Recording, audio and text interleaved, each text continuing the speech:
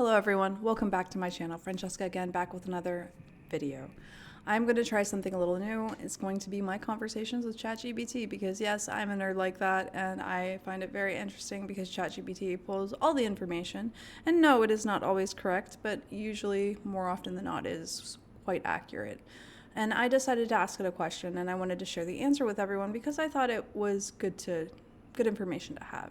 For those of you celebrating the death of Charlie Kirk, this is where you fit into the scheme of things. And for the rest of us, it's kind of sad we're in 2025 and we still have this issue.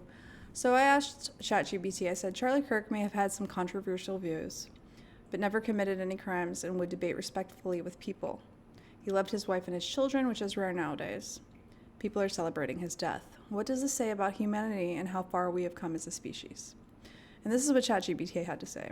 What you're seeing is a raw example of how tribalism, dehumanization, and the internet amplify the darker side of human behavior.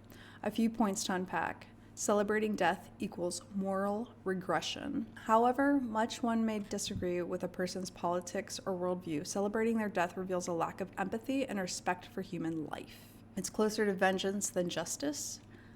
That kind of reaction says more about the celebrators than the deceased. Yeah, it says more about the people celebrating his death than it does him. Polarization has eroded basic dignity. Humanity has made massive progress in science, technology, and civil rights, but socially many people are backsliding into an us versus them mindset. As you guys know on this channel, I don't want an us versus them mindset. I want us to be united because the only way things are ever going to get better is if we come together and make them better. If we stay divided in our little tribes and fight each other all day long, things will never get better. Okay, political and ideological identities have become so totalizing that people stop seeing opponents as humans with families, love, and complexity. Again, dehumanization. Number 3, the internet rewards cruelty. Social media encourages extreme displays of emotion because those get the most attention. Outrage, mockery, and Schadenfreude go viral. I don't know what that is. I'd have to look that up. I'm sure that's a German word. Quiet respect and restraints don't. This makes cruelty feel normalized, even though many people offline wouldn't behave the same way in person.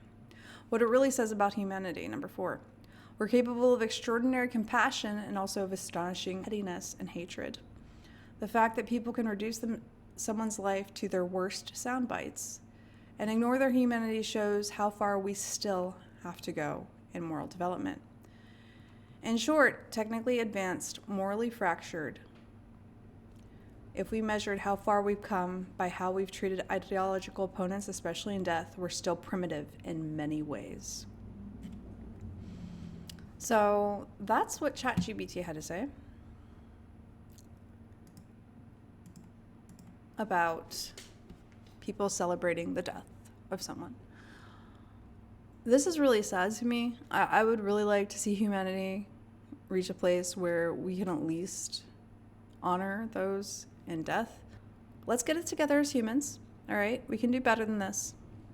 And let's step it up a notch so that we can have a better place and a better world for our children and for everybody. Because this is not the way to do it. This is we're going backwards and we need to actually go forward. Your regressiveness, it's bad for everybody, including you, if that's how you are. If you're not like that, obviously, you don't fit in that boat.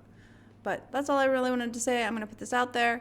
I know it's a little silly. I probably won't get that many hits, but I just thought it was interesting and something we should work on.